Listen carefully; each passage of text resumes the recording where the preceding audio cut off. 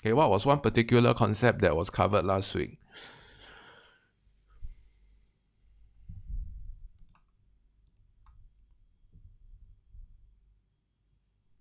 Don't remember. I probably didn't turn in your assignment, right? That's why I don't remember, right?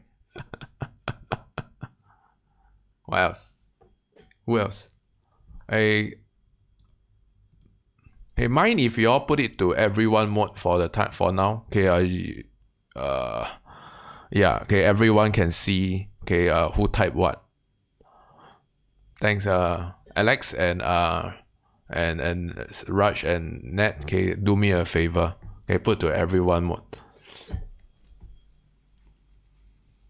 Okay, later on I'll let you all know what are some of the options for you all to change back to direct message. Okay, so we have supply side policies. Someone brought up the LRAS. Someone brought up and its users. Okay, so I will do a quick recap. Okay, there's a genuine concern, okay, for supply side policy. Okay, as I was going through some of your scripts earlier on, okay, I've written you. Some of you has PM'd me and asked me what went wrong in your script. Okay, I hope you found your answers. Okay, so where is supply side policy? Here. Okay, I just want to go through this particular diagram. Okay, so supply side policy, I mentioned, I'm just going to emphasize this one more time. It's exceptionally crucial, okay, to distinguish between long run and short run. Okay, so what are the supply side policies that can expand your production capacity? Okay, and what are the supply side policies that can reduce your production costs? So these two factors are not the same. Okay, let me repeat. These two factors are not the same. Okay, so factors that improves your production capacity, okay, or your LRAS may not necessarily lower your production costs, okay, and vice versa. So key concept that you need to note, okay, you need to revise your AS factors. Okay, if you're getting this mixed up, it probably means that you are not very familiar with your AS factors. Okay, so AS factors are exceptionally crucial here. All right. So another thing to note, okay, is that both of these, 1 and 2, can you tell me what is the similarity between the both of them? Okay, what is similar between the two?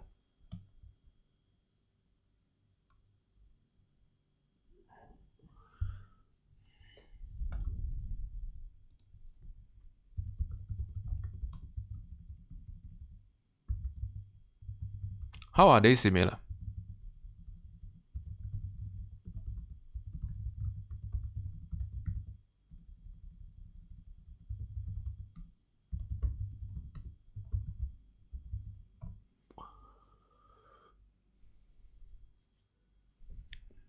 Okay, everyone mode, please, thanks. Okay, so both affects AS, but different portion of AS, right? So I want you to look at Alexis's answer. Okay, so both of them results in, okay, a rise in national income and a fall in general price level. Okay, so this is the most crucial part. Okay, so Nat, okay, brought up a good point. Okay, both allows for actual growth, but are they the same? Are they the same? Okay, so how do we actually distinguish between actual growth and potential growth? Okay, potential growth, okay, we are looking at expansion of your production capacity. Okay, so the one on the left is potential growth. Okay, the one on the right, you realize that your production capacity remains the same. Okay, and therefore you can see that if this is the same, okay, any form of economic growth must be actual growth. So Nat, okay, be a little bit more careful. The one on the left is potential growth. The one on the right is actual growth. No doubt both of them experience an increase in your real national income, but the causes is different. Okay, so let me repeat, the causes is different. Okay, how do we distinguish them? Okay, look out for your production capacity. So for the third point, especially for the third point, okay, you have to, especially for schools who use that, okay, actual growth and potential growth, okay, when you combine them. Okay, so I'm not sure whether I've gone through the diagram portion. Okay, so I'm just going to repeat one more time. Okay, so this is what we call a sustained growth. Okay, so you can see that a downward shift in your SRAS. Okay, I'm just going to hold your AS curve the same. You can see this as a 2-time movement. Okay, 2-time shift. Shifting downwards. Okay, and after that, we shift rightwards. Okay, so we have actual growth, then potential growth. Okay, so this particular diagram is what we call a sustained growth. Okay, so this is a very powerful diagram to show that.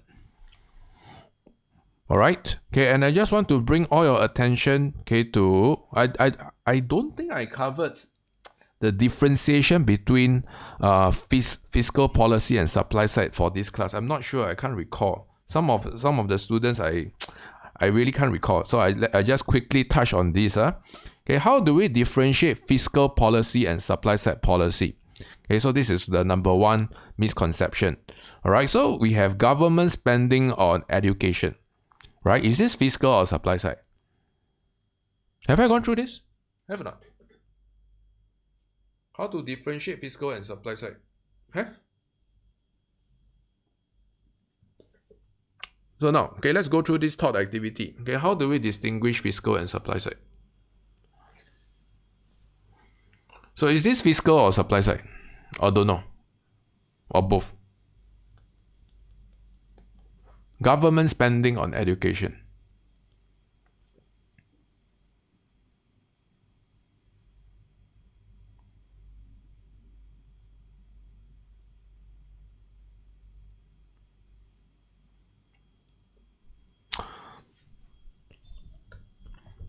Okay, so in case studies, you will be often confronted with this dilemma. Okay, how do we categorize fiscal or supply side? Government spending suggests fiscal.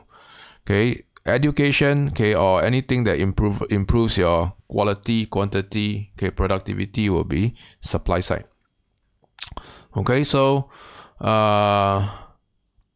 so I have a mix of response. You will want to look out for Gerard's approach. Okay, so whether is it fiscal or supply side depends on what you want to solve, right? So if you want to address actual growth, okay, fiscal policy, right? If you want to address potential growth, okay, then you want to emphasize on the supply side effect. Okay, so it depends on what is the focus, okay, what you want to answer. Okay, so that was a trick question on my end, okay, because that question has no answer. Okay, the basis of the question requires you to know what is the context. Okay, so content, let me re-emphasize. A lot of students are obsessed with content. Content is queen, context is king. Okay, you have to know what is the context before we can apply content. So if you are busy memorizing, then in that case, okay, you're at most at a queen level. Okay, you are not going to proceed further. Okay, so the last part that I want to move on is the illustration on that I want to briefly recap. Okay, is on balance of payment and supply side policy. Okay, so last week I have briefly covered, okay, supply side policy affecting export competitiveness, okay, on both ends. Okay, so this is related to SOI 13, especially for students who did not turn in SOI 13 or who did poorly for SOI 13. Okay, this particular concept can be used here. Internal devaluation, okay, is a form of supply side policy. Okay, so things to look out for supply side policy, okay, especially how it improves your export competitiveness. Okay, you want to emphasize on the effects on general price level. Okay, it's always general price level. Okay, so last week I've covered, okay, that when there's a fall in general price level, okay, your price of your exports will fall. Okay, and we do not use Marshall-Lerner condition here. Okay, I've seen a lot of students using Marshall-Lerner condition in SOI 13.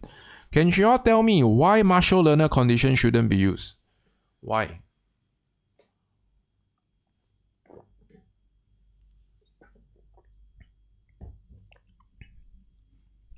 In other words, we assume PD of our exports to be greater than 1.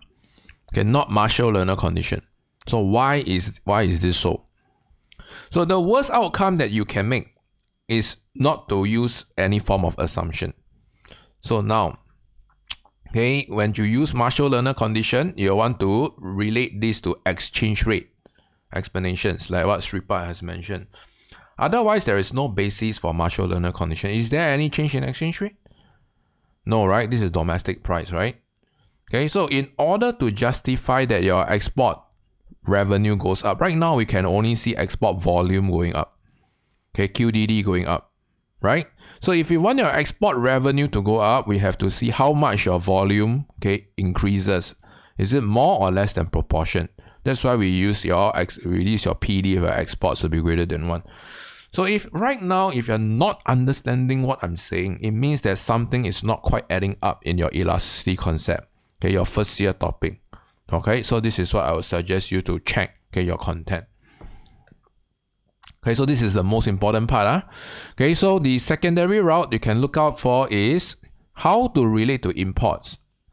Okay, so when you want to relate to imports, you want to start off with the price of domestic goods. Okay, or price of domestic consumed goods. Okay, you can see that when there's a fall in price, okay, domestic, your quantity demanded for domestic consume is going to go up. Okay, C is going to, it's not C, it's QDD of C. Okay, why? This is a price factor. GPL is a price factor, right? So if you tell me C goes up, then something is not quite adding up. Okay, it means that your demand and PED concepts are not there yet. Okay, and you have to illustrate a substitution effect. Okay, with a fall in price of domestic goods, okay, there will be a fall in demand for price of imports of a substitution effect. Okay, so XED is going to be assumed to be greater than 0. Otherwise, don't need this assumption. All you need to illustrate is substitute. Okay, import will fall. Okay, and X minus M is going to increase. So balance of trade is going to improve. Okay, and I'm not sure whether I have chance to cover soil 13 today. Okay, but I just want to point out to you that this particular route, okay, is accepted to relate to AD. Okay, so increase in balance of trade, you can potentially relate to higher AD. Okay, so some of the students use this approach, okay, which is acceptable. Okay, I would not suggest you to use both internal devaluation approach of a downward shift in your SRIS and an increase in AD simultaneously. Okay, you pick one of the two. Okay, this is only applicable for students who submit soil 13. Okay, you will understand what I'm saying. Okay, otherwise, okay, I'm not sure whether you are following. Okay, so an easier way across this, okay, is to illustrate, okay, the non-price factor, okay, which is taste and preference, okay, presuming due to better export quality. Okay, so demand for export will rise. Okay, this is also going to work. Okay, but in exam focus on this approach. Okay, you can see the supply side policy, okay, this particular route, okay, is favored by examiners. Okay, so make sure you show this, okay, in exam. Okay, so having said that, okay, I will want to start off with a quiz. Okay, everyone please join me, okay, in a quiz.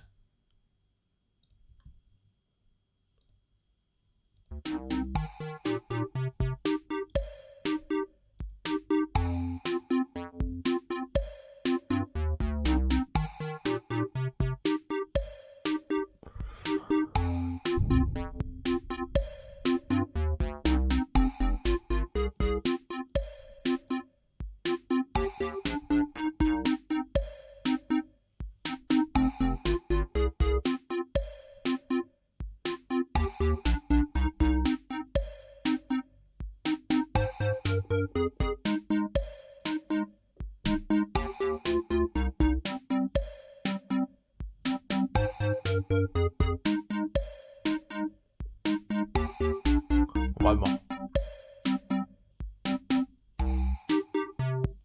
Okay, 3, 6, 9. Okay, let's go through. Okay, so this quiz is not tough. Okay, the class yesterday achieved 100%. Okay, so I hope this class is not going to deviate too far from the quiz result yesterday. Good luck.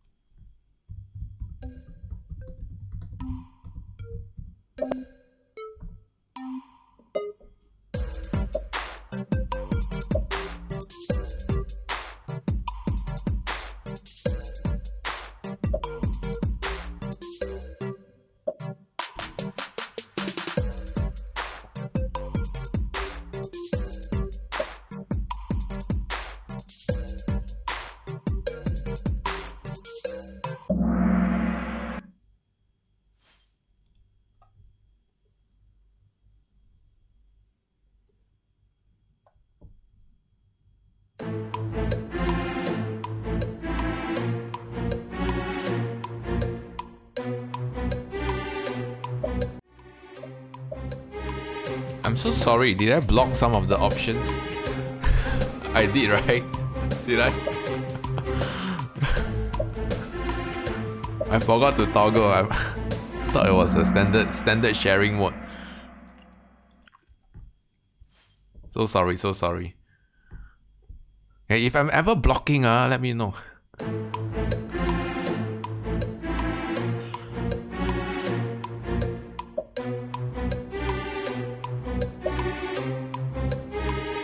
So in that case, should we redo the quiz?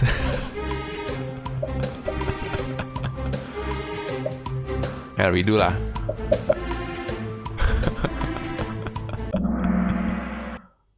Okay, no, this one no excuse already. I already put my face to the smallest already.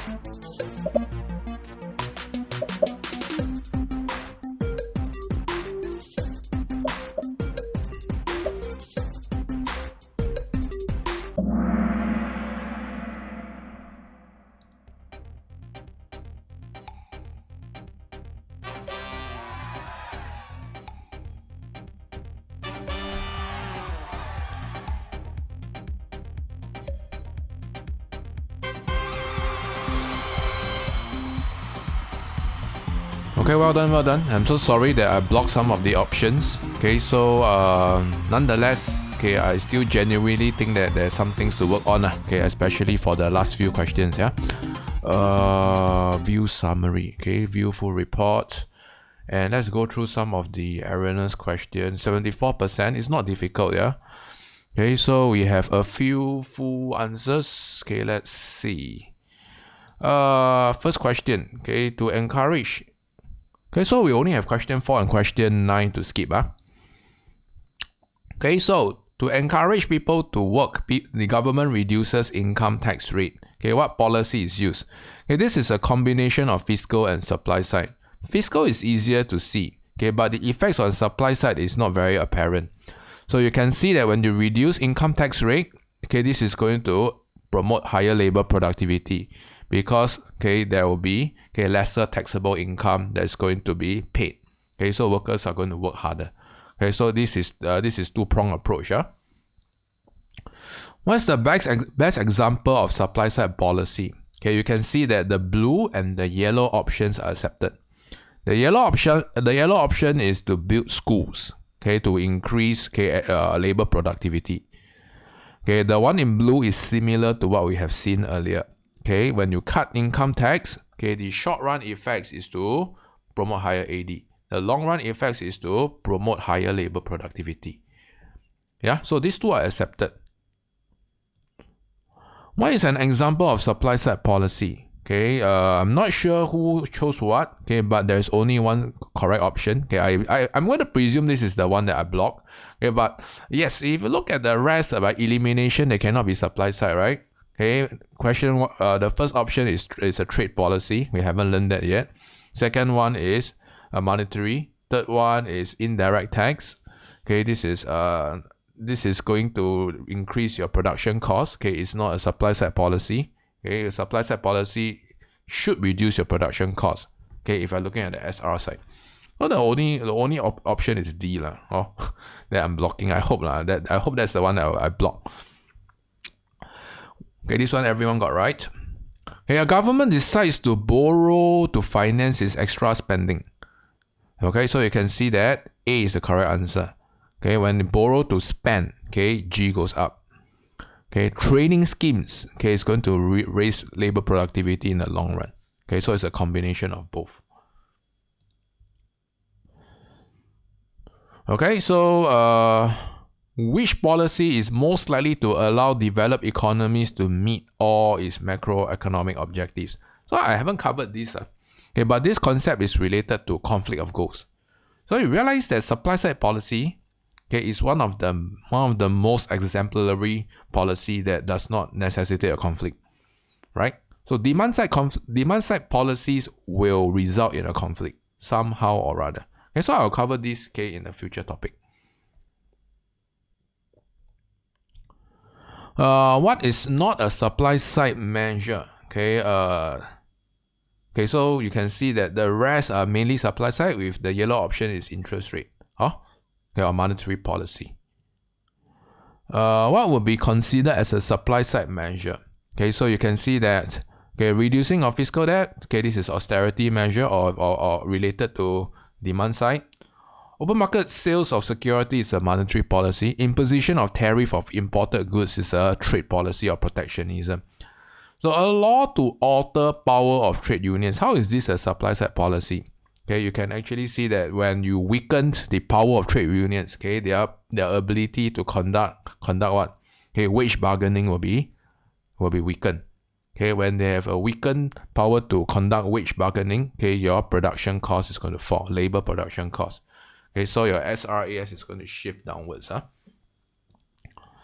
Okay, so what is considered a supply side policy? You realize that government spending on education, on training is a related question, right? But based on the remaining options, the rest don't fit into supply side policy, right?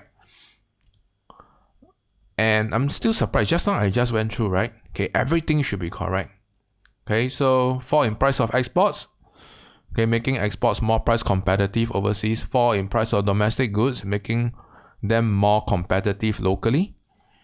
Okay, quality of exports improve, making them more attractive to foreign consumers. This is exactly the same slide that we went through. Okay, so you shouldn't be picking any of the half answers. Okay, I'm not sure why is this slide stuck. Yeah, this is the one. Okay, so pay attention to that. And pretty much that's it. Okay, I do have some questions. Okay, I'll possibly take it during the break time. Okay, so with that, I'm going to close this. Okay, and we'll move on to our objective for today. Okay, so for our objective today, we'll be moving on to trade. Okay, I'll blow up my face. Okay, I have a quick show of hands who have not learned trade before. Okay, so we have two only. Okay, Yuki and Nat, right? Who else? Yuki and Nat. Okay, I'm just going to give you all an overall breakdown of what do we need to know about trade. Okay, so just now we have seen from supply side policy that it's going to affect your balance of trade, right? Yes? Okay, so what can we deduce here? Okay, we can see that supply for balance of payment, okay, is going to be related to this new topic that we'll be covering. Okay, so balance of payment. Okay, when you study balance of payment, okay, make sure you study together with international trade. Okay, so some of the students haven't studied this yet. Okay, sure. Okay, I'm just going to give you all some of the insights of past candidates. Okay, what are their thought process? Okay, I'll share with you all. Okay, anyone here wants to get an A? A. Then the rest all happy with B's, right? All happy with B's? Okay, so for those who wants an A, okay, you realize that the biggest problem for students, or the two problem topics for students, will be firms and decision. That's number one. Okay, number two will be trade. Okay, so if you want to have a good shot for an A, right, you cannot afford to bury either of these. You have to know both of them by heart. Okay, so if you're happy with a B or a C, B/C, right, you can afford to drop one of them. Okay, firms and decision or trade. Okay, if you are happy with a C/D, then you can afford to drop both of them. Okay, so this is by far. Well, some students are asking, Mr. Teo, do I need to know trade or not? Mr. Teo, trade is like very abstract to me. Okay, so can I skip that? So I'm not here to tell you whether you want to. It's up to you lah. Okay, not up to me. Okay, you do what you deem that is necessary. Okay, but from what I see, okay, these are some of the analytics that I get. Okay, so now I do have students that have learned both. Okay, so between trade, okay, and between firms and decision. Okay, if you're happy with a B or a C, then you're faced with a dilemma. Okay, which one to drop, right? Okay, so I'm not here to tell you which one is better to drop. Okay, but I'm here to share that trade is more relevant. Why? Okay, you can actually see that, okay, for the case studies, okay, in fact, okay, in these few years, except for CLT, okay, the years in CLT, they will ask you to cross an X. Every year I see trade being tested in case studies. Okay, so this actually tells you that trade is really important. Okay, globalization, trade, okay, and protectionism. Okay, in terms of modern day affairs. So I would put my money with trade. Okay, this is how I would study lah. Okay, but I can't tell. Okay, some students are genuinely better in firms and decision. Then in that case, it's up to your discretion whether you want to omit trade. Okay, so I've given you all several options. Okay, you decide what you want to do. Okay, but no choice. Okay, this is still part of the curriculum that I have to cover. Okay, so for students that have learned trade, okay, I would like to hear from you. What are some of the difficulties that you had, okay, when you learn trade? Okay, some of you, okay, learn part of trade, okay, because, okay, during your year, it was a pandemic year, CLT, okay, no choice. So you only learn half. So in this class, I have a wide spectrum of students. So I just want to hear, especially for students who have learned trade, put it to everyone mode. Okay, share with me what are some of your challenges when you encounter this in school. Okay, and when I share the earlier pain points, okay, I share it for a good reason. Okay, you will see that later on, okay, there are a lot of things that are going to come out on the chat. Type it out. Okay, so for my private candidates in this class, especially the gents, you know who you are. Alright, okay, I believe trade was removed during your year. Okay, so this put this in a exceptionally peril situation. It's either you know or you don't. Okay, you have no schools to fall back. Okay, so please make sure that you stick with me. Come, I'm still waiting. The calculations for the 4 tables used to demonstrate CA. What else? I have good news for this. Very good news. I hope you guys will like the news later on. What else? Is that the only thing? when we talk about CA, we are not referring to continual assessment.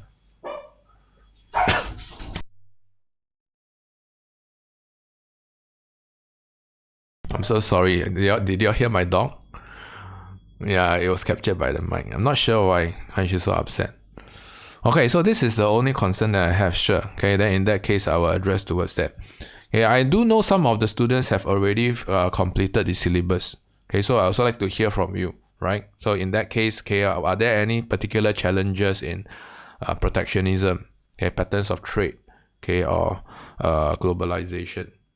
Some of you haven't started. If you haven't started, good. Okay, we'll start from scratch. If you have your school notes with you, I'll tell you what is important and what's not. Okay? So the least thing that you can do is to bury this. Okay, so I'm just going to list a few objectives for today.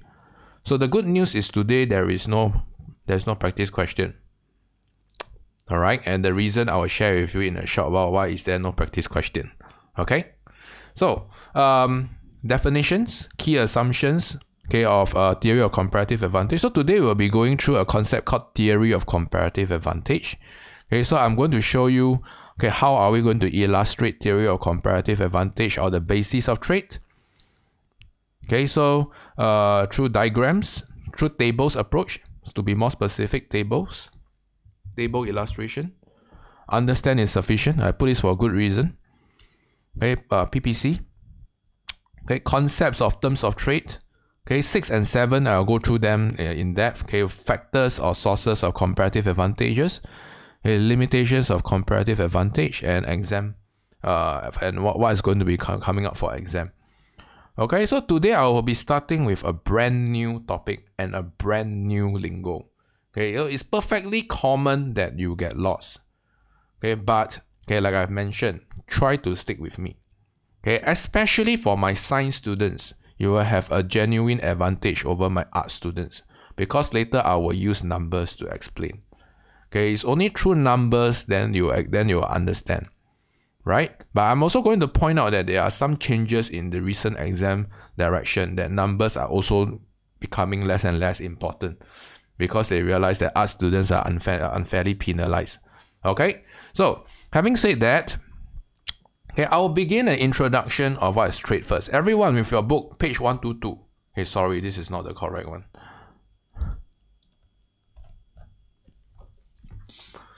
So when we learn about international trade, okay, or when we learn about trade, the first thing that will come into our mind is X minus M, right? Okay, so there are no other concepts that's related to trade other than X minus M. So the connector of X minus M is balance of trade. Okay, to your balance of payment. So like I've said, okay, if you want to study wisely, study together. Okay, balance of payment is a topic that you cannot skip. Okay, so I'm going to introduce you, okay, these three new terms. Okay, it's not continual assessment, it's comparative advantage. Okay, so today we will be looking at production through a different lens. Okay, so we can see that a country is able to produce a good at a lower opportunity cost than another country. Okay, this country is known to have a comparative advantage. So I want you all to bold, highlight, okay, or put a star in this key term. Opportunity cost. Okay, so we are not particularly concerned about, okay, the monetary cost. Okay, we are concerned about the opportunity cost. Okay, so you realize that there's this in these three words. Okay, how is it string? Okay, you mentioned this lower opportunity cost, right? So in other words, okay, we are looking at this chapter from a perspective of relativity. Okay, I'm not talking about Einstein's law of relativity. Okay, I'm talking about, okay, a very simple relativity. So if a country is able to produce a good at a lower opportunity cost than another country, then the other country is going to experience a higher opportunity cost relative to this country. So it's all about relative. Okay, so I will focus on this relativity concept again and again and again. Okay, so without a basis of comparison, we cannot have a lower or higher opportunity cost. So there must be another country that's in place. Okay, so the next thing is, what is opportunity cost of producing a good? Okay, so let's say if you produce rice, right? Okay, the opportunity cost is, okay, the next best foregone alternative that you have to forego, right? Like producing what? Okay, producing any other form of agricultural good. Okay, so later on, okay, you will be exposed to expressing goods in terms of another good. Okay, so this is the part that's a little bit tricky. Okay, next. Okay, in order for countries to benefit from trade, okay, under theory of comparative advantage, we normally make an assumption, okay, that free trade exists. Okay, international trade with no government intervention or restricting exports or imports. Okay, in other words, okay, we assume that there is no trade barriers. Okay, but is this a realistic assumption? Okay, we will talk about this assumption when we move on to protectionism. Okay, why is this an unrealistic assumption? Okay, the last part. Okay, so the theory of CA tells us that if countries specialize in producing goods that they have a relatively lower op cost in, then there exists an opportunity for mutual exchange to happen and economic welfare to increase. So later on, I will show you in two forms. Table form, okay, and I will show you in PPC form. Okay, so these are the two, okay, outcomes that I will show you. Okay, so for students who have mentioned that the tables, 4 tables used to demonstrate CA, okay, I just want to introduce. I'm not sure. Okay, for the rest of the students, does your school use the 4-table approach? Still use the 4-table approach? Yes or no? I know Gerard finished already, right? Finished syllabus already, right? Use 2-table. 2-table. Okay, who else? Okay, who else use numbers to explain? Okay, it will look something like that. Which other schools use numbers to explain theory of comparative advantage? You can flip to page 124 onwards. Okay, so I'm going to present to you the good news. Okay, so this, okay, is the exam criteria or the exam syllabus. As mentioned, okay, I have private candidates in this class. Some of them may be taking the old syllabus. Okay, some of them new syllabus. So for new syllabus, there is going to be with effect from this year. Read the additional information clearly. It tells us that we only need to understand in terms of op cost. Numerical illustration of theory, numerical illustration is not required. So what does it tell us? It tells us that this is not examinable, right? Okay, so Alex, I bring you good news. Okay, so the 4 tables will not be examinable. Okay, but the 4 tables are here to build your concept. Okay, so remember just now I mentioned that, okay, there will be no assignment for today. Okay, the assignment is removed because it is about the 4 tables. Okay, so I have removed that as an assignment. Okay, I want to spend more time to build the concepts. All right. Okay, and we'll move downwards. Okay, and when we move on to other related topics like protectionism, okay, then you'll want to look into this. Only diagrams of tariffs is required. So you have to read in between the lines. Okay, so does it mean that other diagrams are not required? Okay, if your school uses quota, okay, does it mean that it's not required? Okay, my personal professional opinion is no need to know. Okay, if your school uses quota. Okay, anyone have learned trade and have learned quota diagram? Have seen the quota diagram? Okay, so if you are seeing that, because I'm shooting this, okay, some of the schools will inevitably cover this. Okay, so no need to know the quota diagram. All right. Okay, and when we move on, okay, you realize that a lot of other things has been removed from syllabus. Economic integration, institutional knowledge, legislation is not required. Okay, free trade agreements not required. Okay, economic cooperation is not required, especially the diagram illustration. Okay, so I would suggest you ought to be familiar with what is in syllabus and what is not. Okay, so this one no need. Okay, so let's go back. Okay, so today our whole idea is to illustrate what is theory of comparative advantage, what causes theory of comparative advantage, and how theory of comparative advantage can explain how trade occurs. is related to the next topic of patterns of trade. Okay, so all this comes as a suite. Okay, let's go step by step. Okay, so I will still go through the 4 tables, but the 4 tables wise, I will go through, okay, with a slight concession. Don't need to know. Okay, it's more for understanding purpose. Also, don't memorize. No, there's no exam value in that. Okay.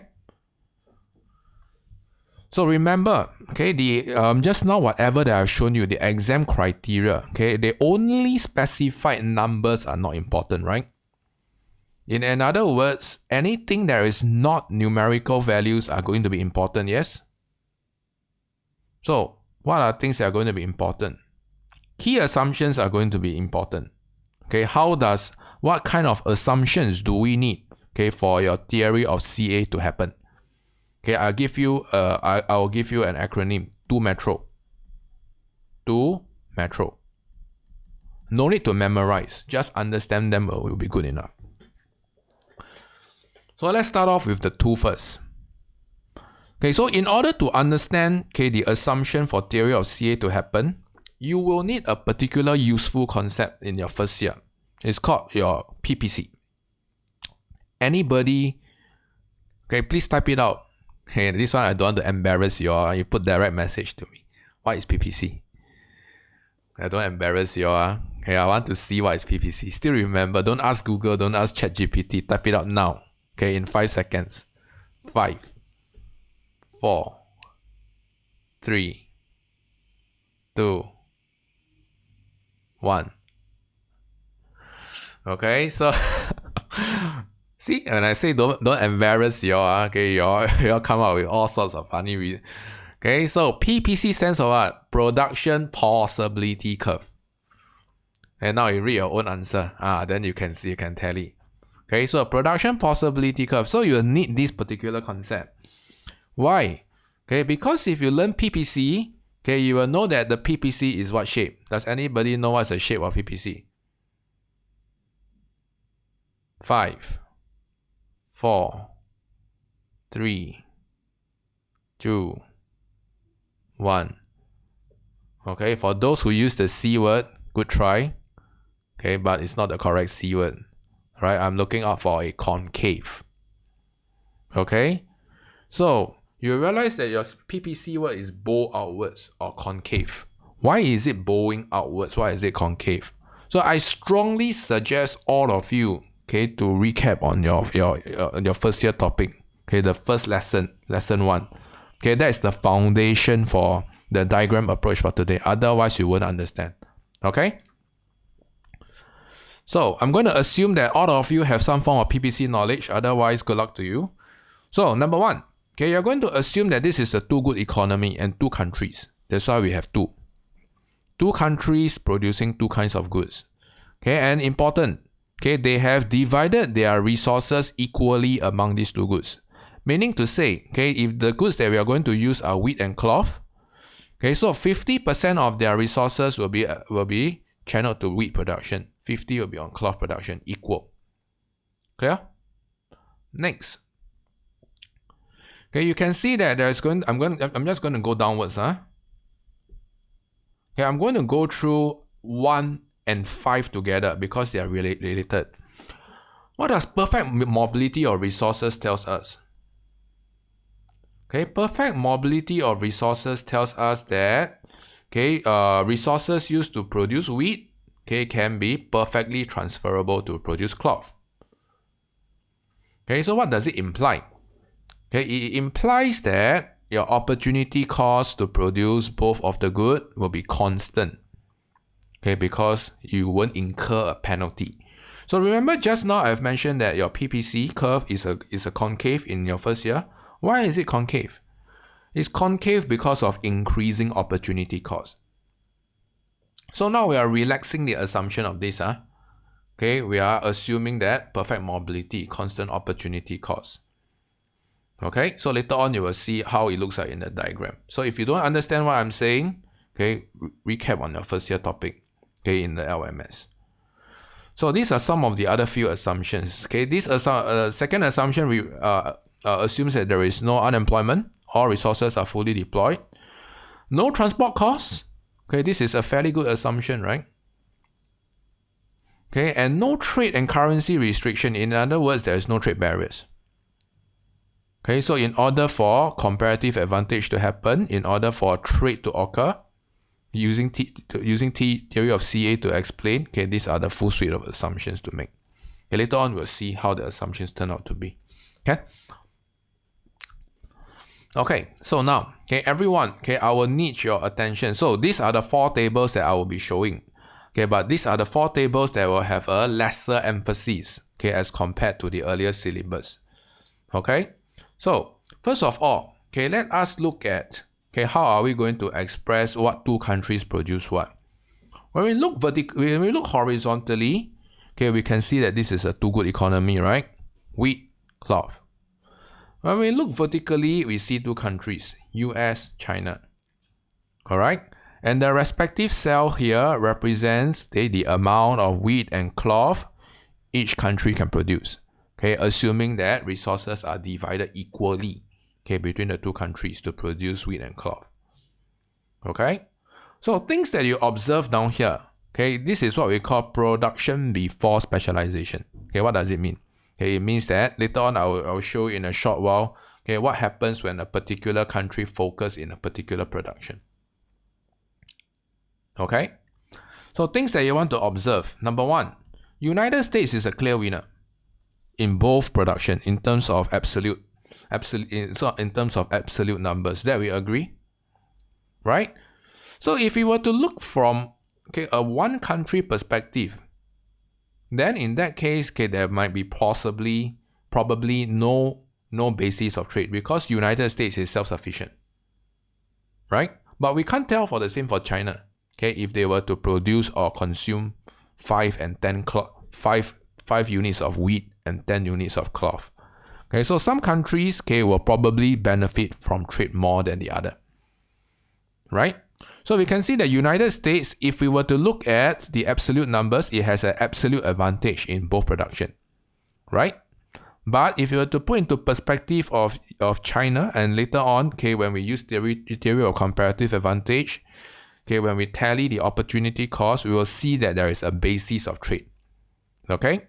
So we are not particularly concerned about the absolute numbers for now. Okay, so right now we are just going to skip. Okay, looking vertically across. I want you all to focus on looking horizontally. You want to focus on the vertical summation. Okay, so ignore the horizontal approach. Okay, look out for the vertical summation. So you can see that based on the world total production, okay, the total amount of wheat that is produced is 105. The total number of cloth produced is 60, right? So the total world production, okay, in terms of wheat and cloth is 165 units. Okay, for that, is everyone following me? Okay, so this is the easiest, Okay, I'm contemplating whether should I go on to the harder part or should we go for a break first. Would you want a break first or you want to conquer the harder part first? Break, Okay, break, Okay, let's go for a break. Okay, see you all in a short while.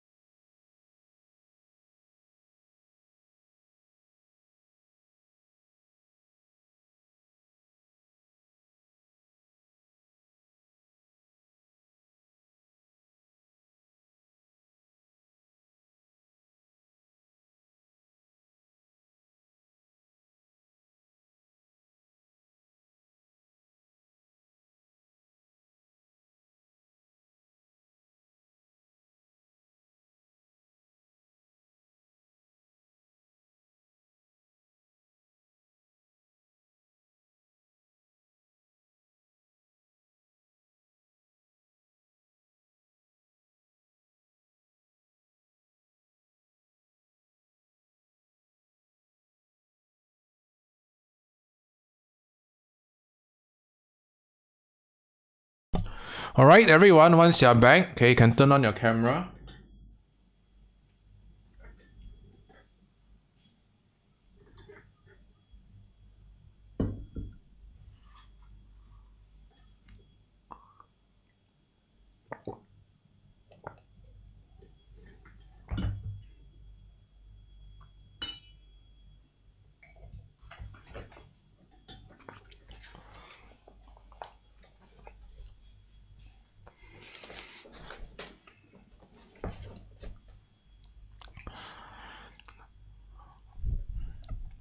Alright, so especially for students who don't who use tables, okay, I'm going to show you how the derivation of the op cost happens. Okay, and remember, okay, don't need to know this by heart. Okay, all we are looking out for is to understand, okay, the how this particular table works out. Okay, later on I'll bring to your attention which are the important concepts to know. Yeah. Okay. So everyone up to step 1, is everybody okay? Okay, when we do a vertical summation downwards, we can see that the world total for wheat is 105, world total for cloth is 60. Okay, and the overall total is 165. I want you all to be sensitive to the numbers here.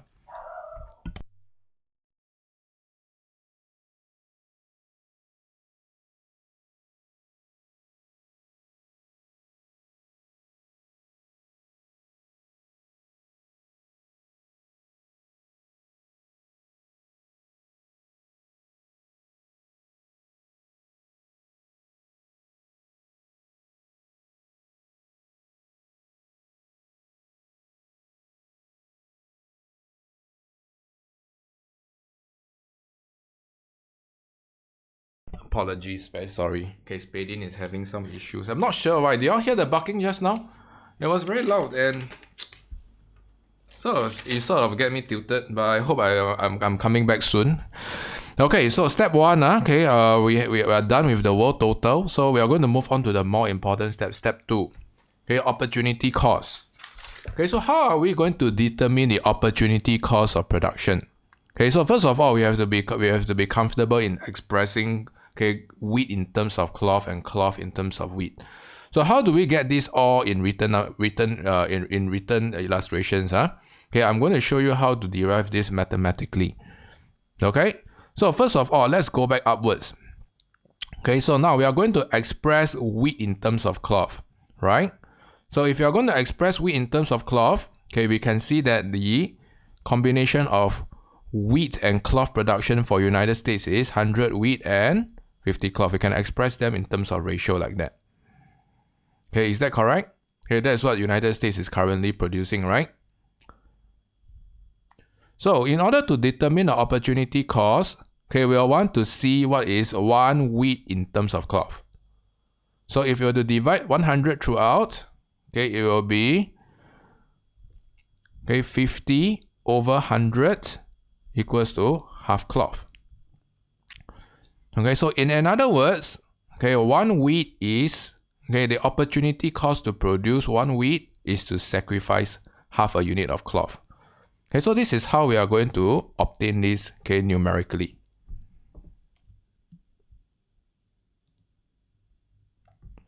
Yeah, unfortunately, Spadin is already out. Okay, but you know, corgis being corgis, they do their job. And when anyone outside, okay, especially when I'm recording, okay, sometimes you hear the record, you can hear dog, right? So this is one of the things that I hate, okay, when I record at home, when I work from home. Okay, these are the things that I can't control. Okay, but I seek all your understanding. Sometimes it's really frustrating, but I hope it doesn't affect all of you. It affects me. I try to stay. I try not to be tilted. Okay, so now let's look at from China's perspective. Okay, what is the initial wheat and cloth combination for China? Now we can see here 5 wheat and 10 cloth. Okay, so we can do the same. How do we get this opportunity cost in words? So all we need to is just to express wheat in terms of cloth. 5 wheats is to 10 cloth, right? Simple ratio, and we divide throughout. Okay, 1 wheat is to 2 cloth. Okay, so if we divide 5 throughout, do we see that? So this simply tells us the opportunity cost to produce 1 wheat is to give up 2 cloth for China. So let me repeat, sensitive with figures. Know how I get them. Express them in terms of what is equals to what. Okay, so if you want to find out the opportunity cost of one good, okay, you express it, okay, in the first part. Okay, in terms of the other. So now I'm just going to use the same approach to derive, okay, the vertical row, okay, on the right side for cloth. So you can see that the US opportunity cost for producing cloth, okay, will look very different. Okay, so we want to express cloth in terms of wheat. Okay, so this is the initial US production, right? 50 cloth in terms of 100 wheats. So in other words, 1 cloth, okay, if you were to divide by 50 throughout, will give you 2 wheats.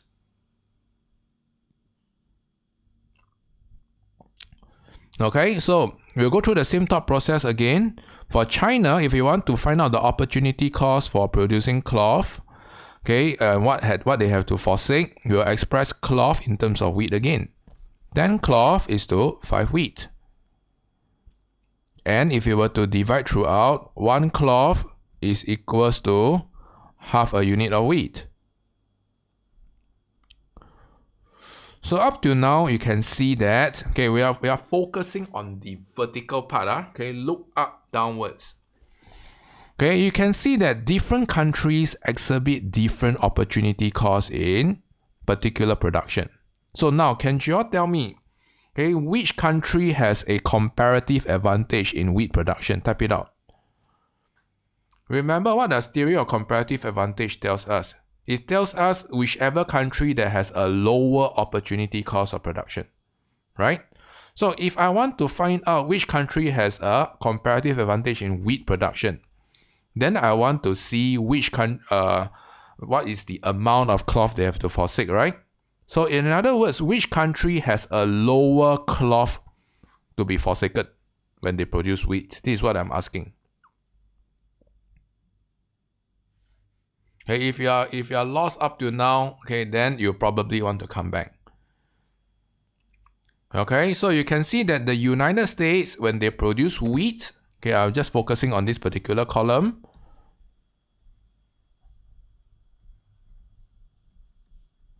Okay, they are going to give up lesser than their counterpart. You realize that China, in order to produce 1 wheat, they have to give up 2 cloth, right? United States only needs to give up half a cloth. Okay, so United States have a comparative advantage in producing wheat. Okay, if we were to use the same analogy, we can see that United States, on the other hand, when they produce cloth, okay, do they have a comparative advantage in produce cloth as well? Have or not? You can see that when they want to produce cloth, they have to give up the wheat. China, on the other hand, okay, is only going to give up half a unit of wheat. So we can see from this table that United States has a comparative disadvantage in producing wheat, right? Because of a relatively higher op cost. So you can see that China, on the other end, okay, has a relatively lower opportunity cost in producing cloth, okay, because they give up lesser number of wheat. Okay, so remember just now I brought to your attention about relativity. Relativity is important, okay, because without 2 countries, we cannot tell the relative op cost, right? Okay, so each country will definitely have a relatively lower opportunity cost in another good production. Or this is what theory of CA tells us. If not, there's no basis of trade. Clear so far? So now let's put these numbers into work. Okay, so we are going to translate opportunity cost into tangible gains. So tangible gains occurs when there is specialization, right? So specialization means what? Okay, it means that the country will focus on the good that they have a lower opportunity cost. So I just want you all to jot down on the left side. Okay, now I'm going to move on to step 3. Step 3 requires you to tally with step 1. Otherwise, you can join me in drawing this. Okay, this is after.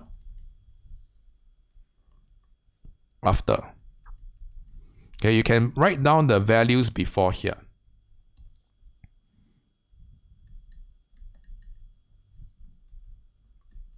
Okay, before was 100, 50, 5, and 10, right? So now what can we observe here? Okay, we can see that the United States is going to focus on wheat production, and they are going to de-emphasize or de-specialize in cloth production, right? I'll just put the change down here. Okay, China on the other end, okay, is going to de-emphasize on wheat production and focus on cloth production. Okay, everyone following the numbers here as compared to before and after. So if you don't want to flip too often, okay, you can write down before and after. So now, how did I get all these figures? How did I pluck out 110, 45, 20, and 0? So this is the tricky part. Okay, you must follow me. Okay, so 110. So there's a gain of 10 units of wheat, right? Yes, for United States. So in other words, if I want to gain 10 units of wheat, how many cloth do I need to give up? Type it out. For United States, if I want to produce 10 units of wheat, how many cloth do I need to sacrifice? Oh, so my head is blocking. Okay, maybe I put in a smaller, like that. Better? Better? Is this better? Mini size mode. I think I will conduct the class like that. Oh, maybe I put it bigger. Do I need to put my handsome face bigger? Okay, so quickly type out. Okay, so if United States will want to produce 10 wheat, okay, they will have to sacrifice 5 cloth. All we need to is just to multiply it by 10. So you can see that based on this particular op cost cell here, minus 5 plus 10. Okay, so this is how it works out to be. Clear? I give up 5 cloth, I gain 10 wheats. So this is how it works out. Okay, for United States. Okay, so we look horizontally at United States. The plus 10 and minus 5 is obtained from this particular cell. Likewise, for China, how do I get 0 and 20? So you realize that there is a gain of 10 units of cloth, right?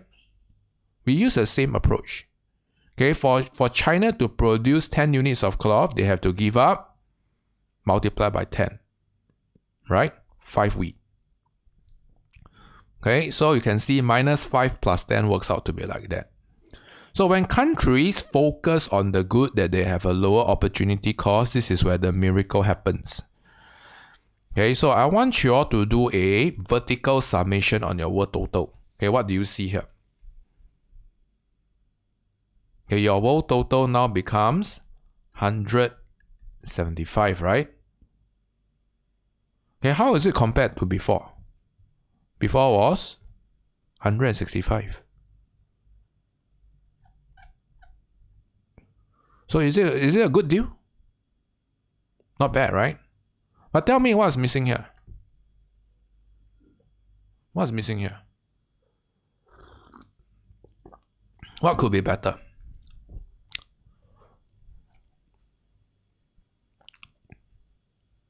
How could this be better? Okay, so 2 things are missing. Okay, I'm just going to address. Number 1. Okay, you realize that because of specialization, okay, this leaves China to be starving, right? No food. How? They cannot be eating cloth, right? So you can see that specialization without trade, okay, is not going to be mutually beneficial to everyone. Okay, some of the countries will be worse off. Trade must occur. Okay, although there's an increase in world total, it's not a complete story. So the second thing that you will probably observe is what happens when the United States focus entirely. Okay, I'll just put a question mark. What happens if United States focus entirely? on wheat production. Can that be? Can or not? Theoretically, we could, right? Okay, so you can see that, okay, for China, when they focus on cloth production, okay, they are giving out their wheat production entirely. Okay, but because this is a low base effect, okay, we can't really tell, okay, it very clearly. But for United States, they have a much clearer option, right? So instead of partially specializing on wheat, hey, they could have give up entirely on their cloth. And now make a guess. If they were to give up entirely on cloth and to focus just solely on wheat production, you realize that there will be a lot of naked workers around, right? Okay, naked farmers, yes? So how much wheat can United States possibly produce?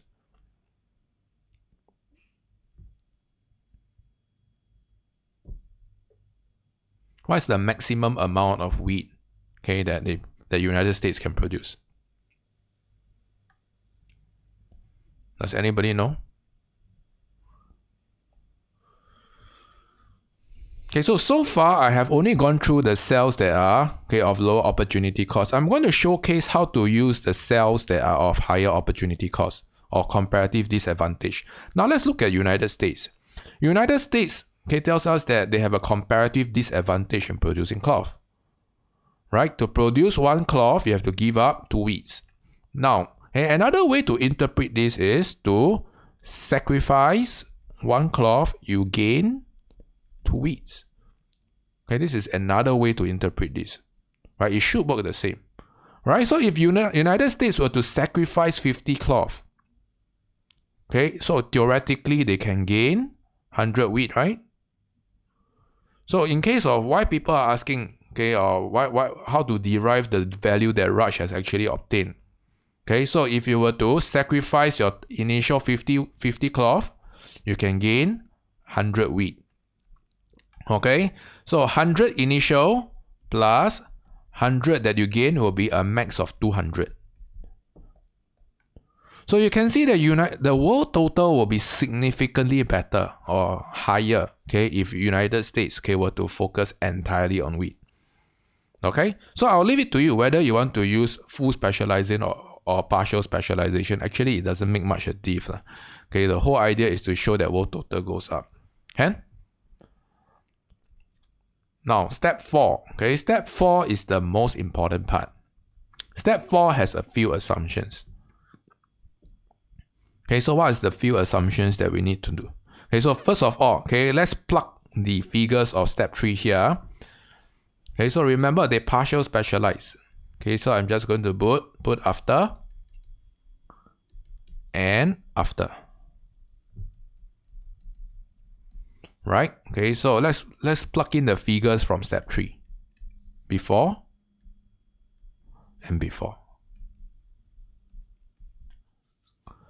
Now remember to follow me closely, okay, because otherwise, okay, you will be lost. Okay, so step 2 and step 3 tells us how production can increase. Step 3 to step 4 tells how exchange is going to happen. Okay, so we are going to plug 100, 10, 45, 20 down here. 100, 10,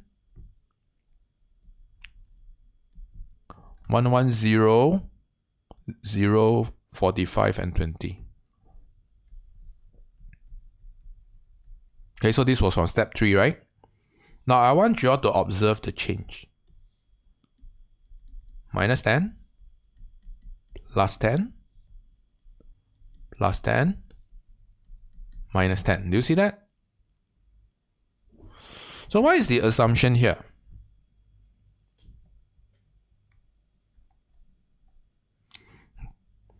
Okay, so the assumption here is that, important to note, okay, could be tested in case studies, okay, as a key assumption for trade to happen. In terms of trade, okay, in other words, one cloth is of an equivalent value of 1 wheat. Okay, you can change one cloth interchangeably with 1 wheat. Okay, so this is what you mean by terms of trade. Okay, you are expressing, okay, the good that you are selling to another good, to another country in terms of the other good.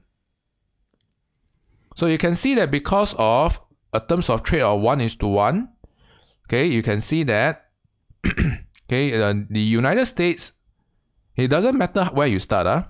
The United States will sell the excess wheat to China, -10 plus 10. Okay, and in exchange, China will sell their excess cloth to United States, -10 plus 10. Following me?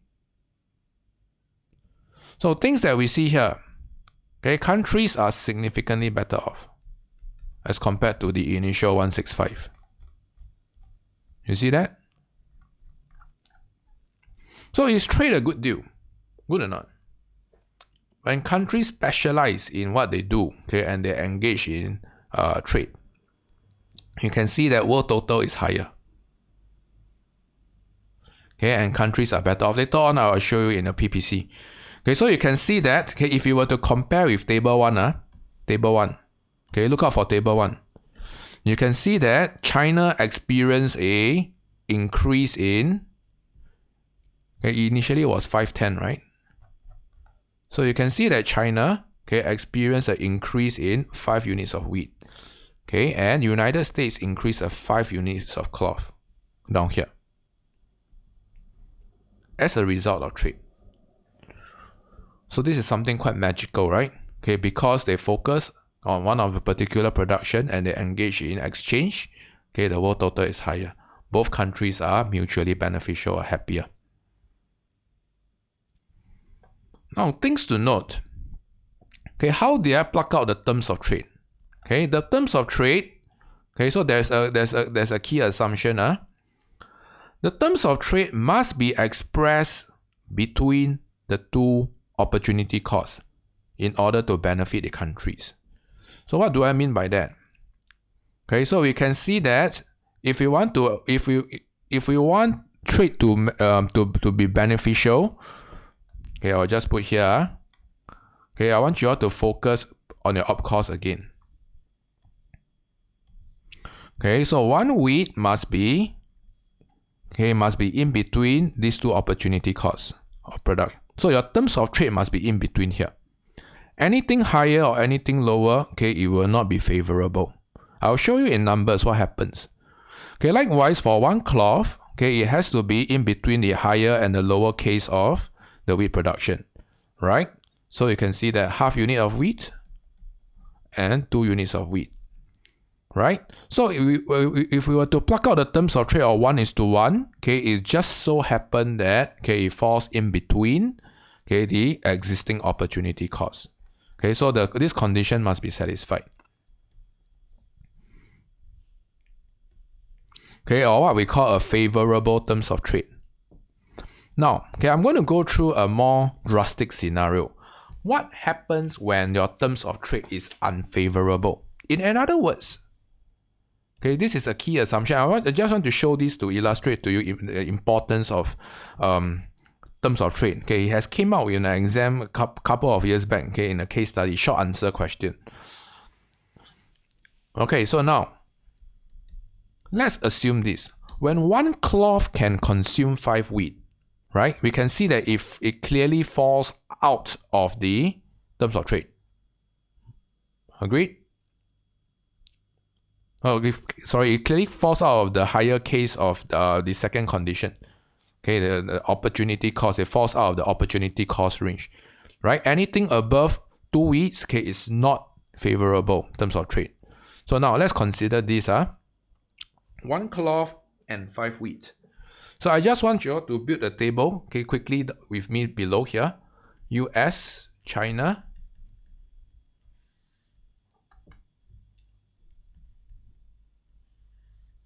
okay, and we have wheat and cloth production. So what can we tell about these terms of trade when it is unfavorable? Who is it going to favor more? Okay, make a guess. When one cloth is higher, when one cloth can exchange for 5 wheats, who is it going to favor more? Does anybody know?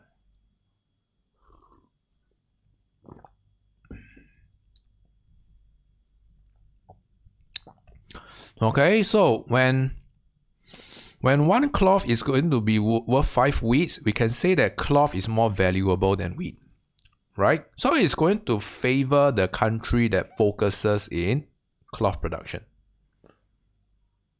So now let's look at the initial breakdown. Okay, I'm just going to plug the figures from here on the right side. Okay, so China is going to sell 10 units, okay, of cloth to United States. So United States will gain 10 cloth, right? Okay, plus 10, you see that? Before and after. So the cell on the right will be entirely the same. But the cell on the left will be drastically different. Because right now, okay, one cloth is worth 5 wheats. So in other words, United States will have to provide 50 units of wheat in order to gain 10 units of cloth. I put an exclamation mark here. It means that it is something for you all to think about. And remember the earlier endowment of, or the earlier amount of wheat, okay, the United States is 110. You see that?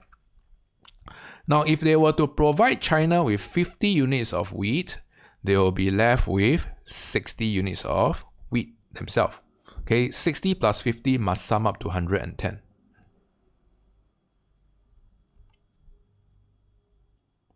Okay, so you can actually see that in this case, although all of these will 110 plus, okay, you can see this 110, 65. Okay, the world total is still 175. You see that? Okay, but the effects on both countries are different. Okay, you can see that China is clearly better off. Okay, United States is clearly worse off than when they first started. Okay, look at table 1. China is significantly better off in terms of wheat. Okay, United States is worse off. If you look at the 4th table, okay, you can see that United States, okay, when they sell wheat to China, okay, they are going to maintain, okay, their existing consumption or production as compared to table 1. Okay, they started out with 100, right? Okay, but now, okay, you can see that it goes below their initial production or consumption, which is no good. Is everyone following me? So this explains that having a favorable terms of trade is important. And how favorable terms of trade happens, okay, it must be in between your opportunity cost, okay, of the two. All right, so having said that, okay, I honestly don't think that, okay, numbers will, because SEAB has mentioned that numbers are not important. Okay, no need to know all these numbers. Okay, it's just for understanding purpose. I'm just going through this one time, okay, to showcase to you the gains or the benefits of trade. Okay, but no need to know. Okay, so long as we know that, what are the hidden assumptions behind, okay, and countries are better off. Now, okay, in terms of PPC, this is what I need you to draw. Very important, Okay, this one must draw because they mention anything that is not numbers, okay, means that what? Okay, you have to read between the lines, means that you probably need to know the non-table approach. So in terms of drawing, okay, so this is how it looks like. Okay, I have United States on the left side, okay, and I have China on the right side.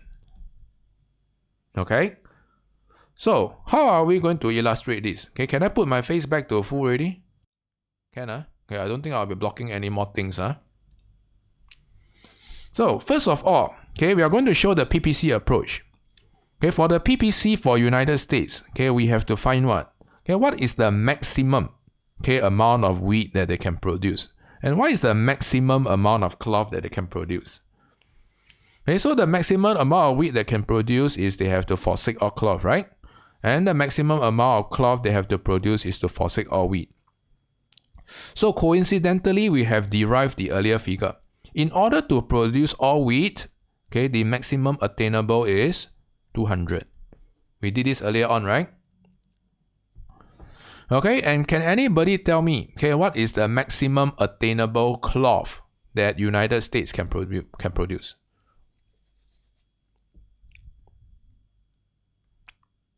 What is the maximum attainable cloth?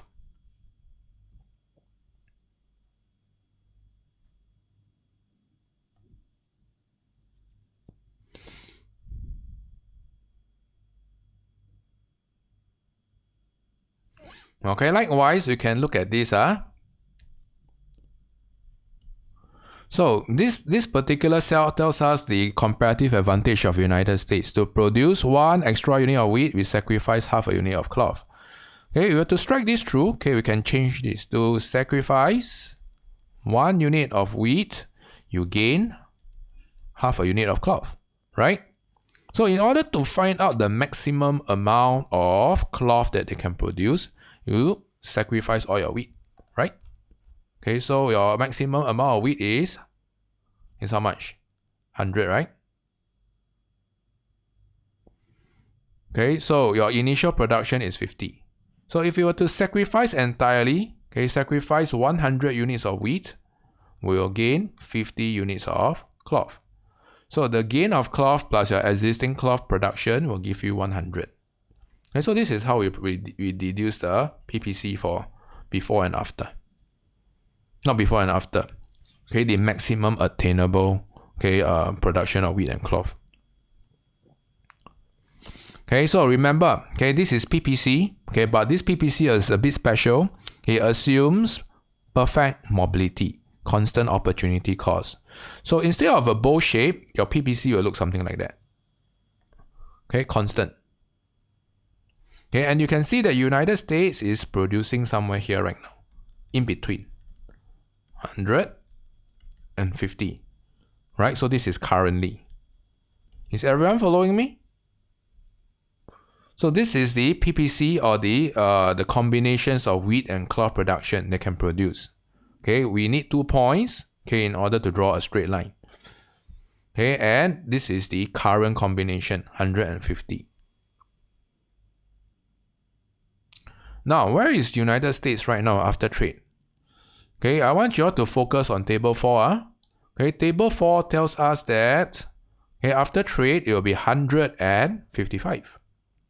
Okay, so 100 wheat, but we can see that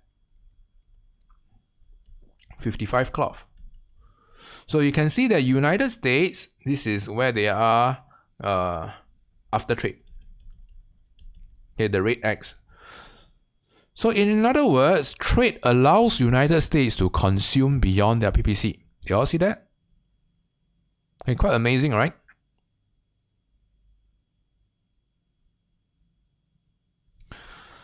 Okay, so if we were to use the same analogy, okay, for wheat and cloth production, all we need to is just to plot out using the same approach. Okay, I will just fast forward a bit. Okay, so we can see that the total amount of cloth that China can produce when wheat is 0 is 20 units. Okay, so I'll put it here, 20. Right? And the total amount of wheat that China can produce is 10. Okay, if you understood how I derive United States, okay, you can use the same approach. Okay, so having these two, okay, we can form a straight line. Okay, so this is constant PPC. And we can see that China is currently consuming at this point 5 units of wheat and 10 units of cloth. Okay, refer to table 1. Is it consistent? Consistent, right? Now, if China were to engage in trade, you realize that they are going to have 10 units of wheat and 10 units of cloth. Okay, are you all following me? Then you can look at table 4. Sorry. 10 units of wheat will be somewhere here, and 10 units of cloth. So this is after trade. So once again, you can see that trade allows China to produce and consume beyond their PPC. Okay, so from a consumer or producer perspective, or consumer perspective, you can see that you're consuming beyond your PPC. You can potentially argue that this is going to improve your standard of living. So is trade good? So in the future, we'll be learning that despite the benefits of trade, okay, despite knowing theory of comparative advantage, okay, you realize that often the benefits of trade doesn't arise. Why? Because countries are unwilling to engage in trade. So just now, okay, an example that we have used is this. Okay, why doesn't United States focus entirely on wheat? Okay, and go topless. Okay, become topless farmers. Why? And can you imagine one day if China refused to sell clothes to United States? Could be, right? What happens when their trade relationship deteriorates? Okay, then in that case, okay, United States will be topless. Okay, with no clothes.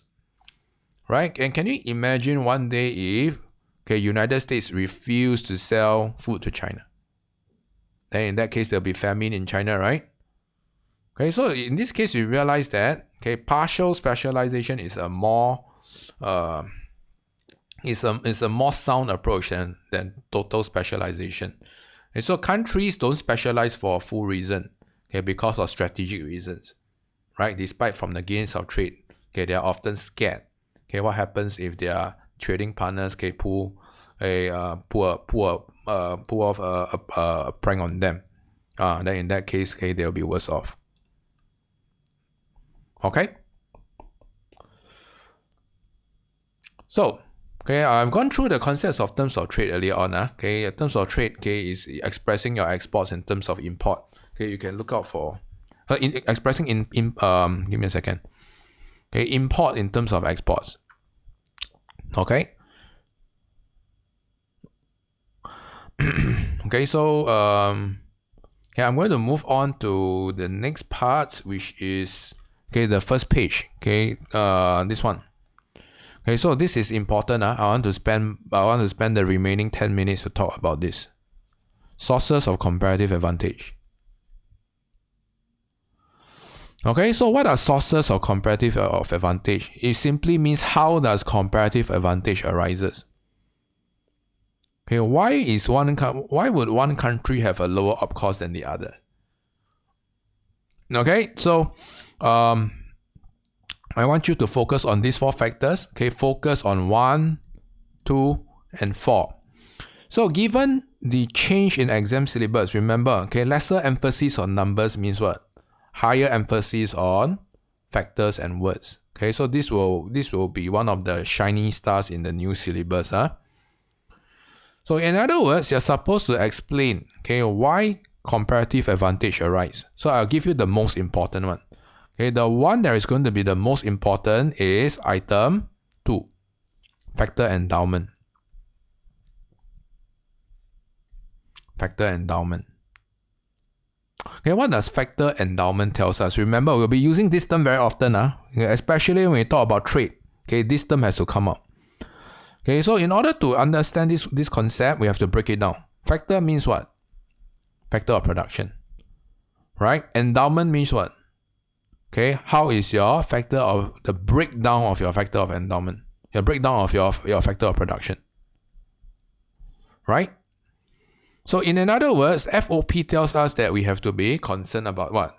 What are your resources? Remember your first year topic about resources? What are the resources that we have? Land, labor, capital, technology, right? Entrepreneurship, right? Sometimes natural resources. So basically they are categorized like that, right? So you often hear that China used to be the world's factory. Have you heard that before? Why do you think China is the world's biggest manufacturer? Why do you think so? Why are they exporting so many manufacturing goods? Then you have to ask yourself, right? It must be related to comparative advantage, right? Otherwise, they will not export the goods out. They must have comparative advantage in manufacturing goods. But why do they have a comparative advantage in manufacturing goods? Then we have to look deeper. What is the factor endowment to produce manufacturing goods? Then in that case, we can see that China is what? Having one of the world's biggest population, right? Yes, they are endowed with workers. Putting aside high skilled or low skilled, you can also look into the breakdown of high skilled and low skilled workers. But for simple manufacturing, we don't need high skilled, right? Okay, low-skilled workers. Okay, so because of being relatively endowed with low-skilled workers, okay, they are going to be the world exporters. Now, if you look at your t-shirt, your tag, you realize recently they're no longer made in China. Where are they made in? Cambodia, Vietnam, right? Why? It's the same thing. Alright? Cambodia, Vietnam, they're experiencing what you call demographic dividend, right? Childbirth. Okay, so you can see that, okay, production has shifted away from China to countries like this. Okay, so we can use theory of comparative advantage to explain. Okay, so you want to look out for how your factor of production is broken down. So far, so good. So you realize that 1, 2, and 4, they are basically talking about the same thing from a different perspective. Now, technological advancement is also one of our key resources, right? So how does technological advancement affect our comparative advantage? What kind of goods that we sell? So now, okay, let me ask you something. You guys are following the ongoing war in Ukraine and Russia, right? Now, can you tell me which is the biggest arms exporter to Ukraine?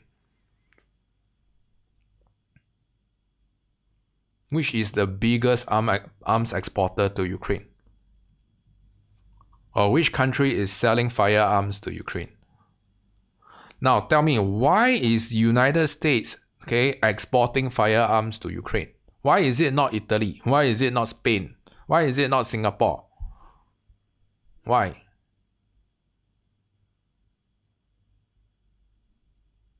Then we can look at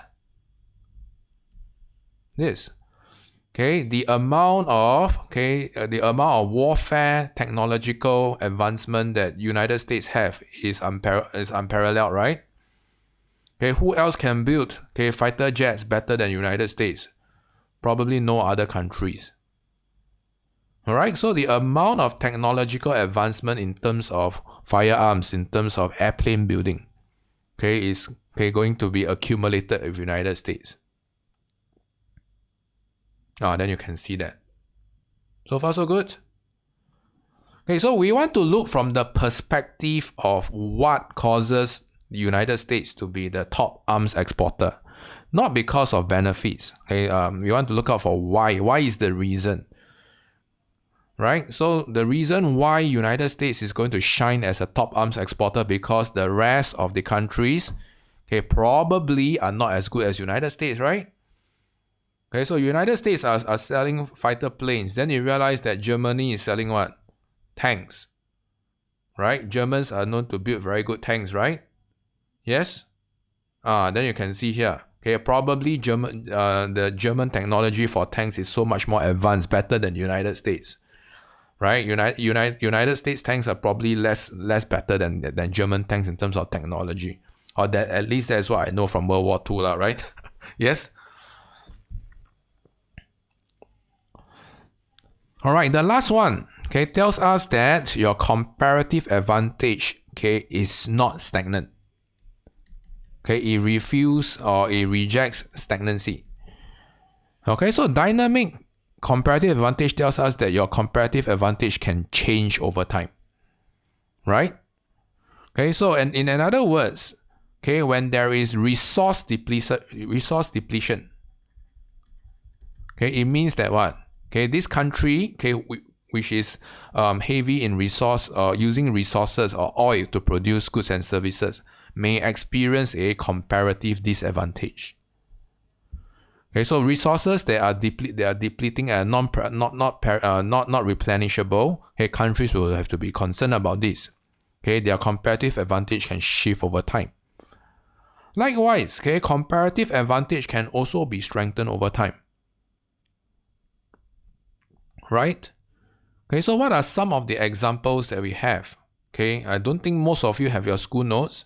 But if you have your school notes, one of the most classical examples, or for my history students here, one of the most classical examples that you can look out for is industrialization. Some of the other students in the other classes, they use the example of Korean shipbuilding. right? Okay, so if you look out for whether is it ships that are built by Korea or is it cars that are produced by Japan, okay, you realize that because of rapid industrialization, okay, countries can develop their comparative advantage over time.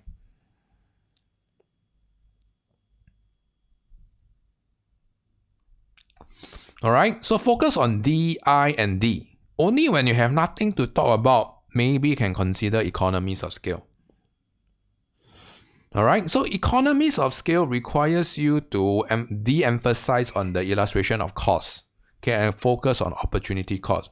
So what do I mean by that? First of all, we need to know what is economies of scale, right? So remember, this is a firms and decision concept, right? Now, everyone private message me, what is economies of scale in your own words? If you don't know, just type don't know.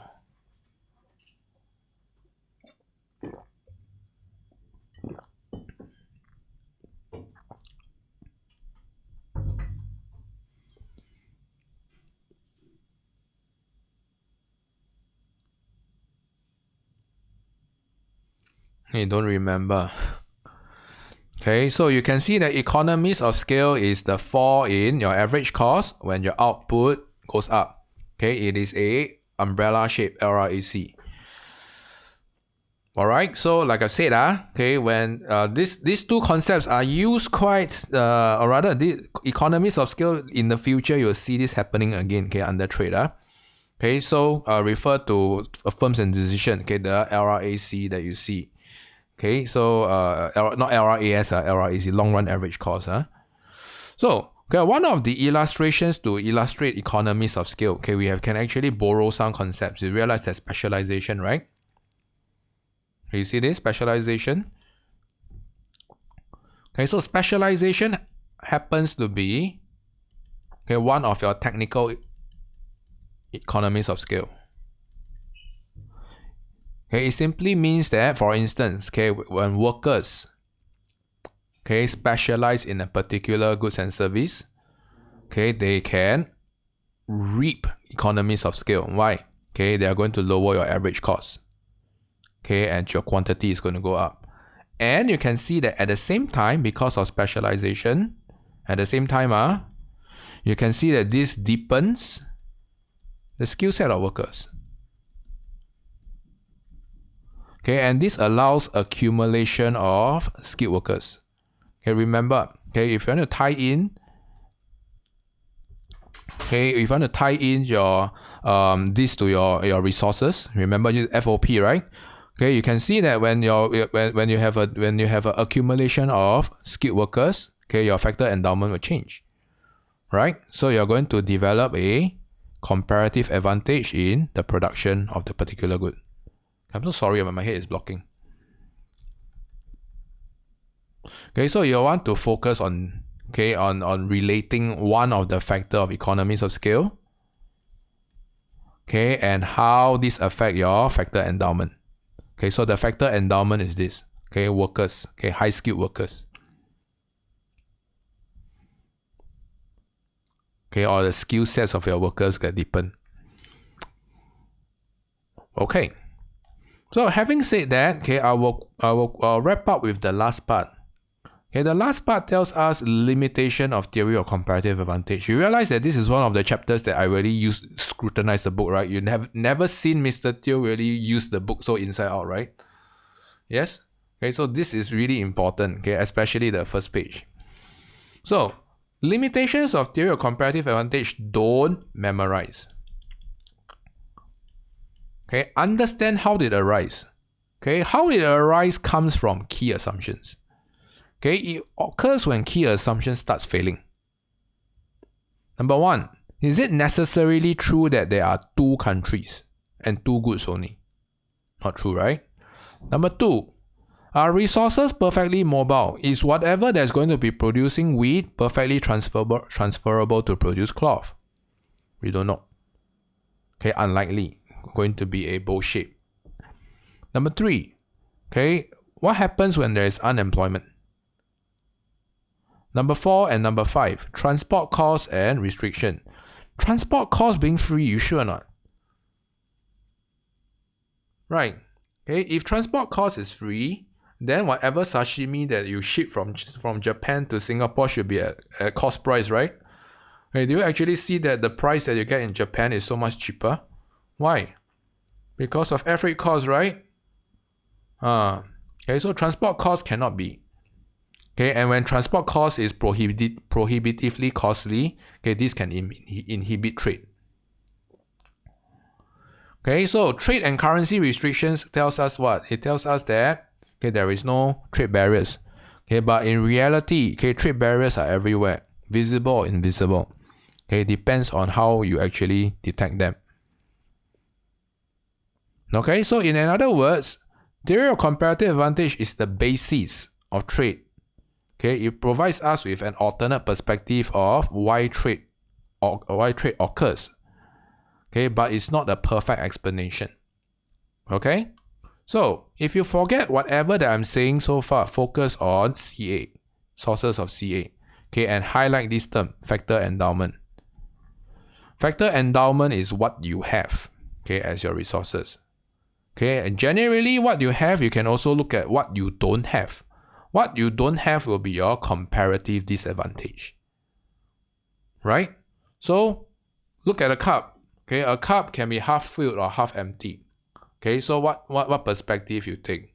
Half filled means what? You have a comparative advantage somewhere. Half empty means what? You don't have it somewhere else. Alright? So with this, okay, I have come to the end of today's session. Okay, so if you have any questions for me, okay, please stay back and ask me.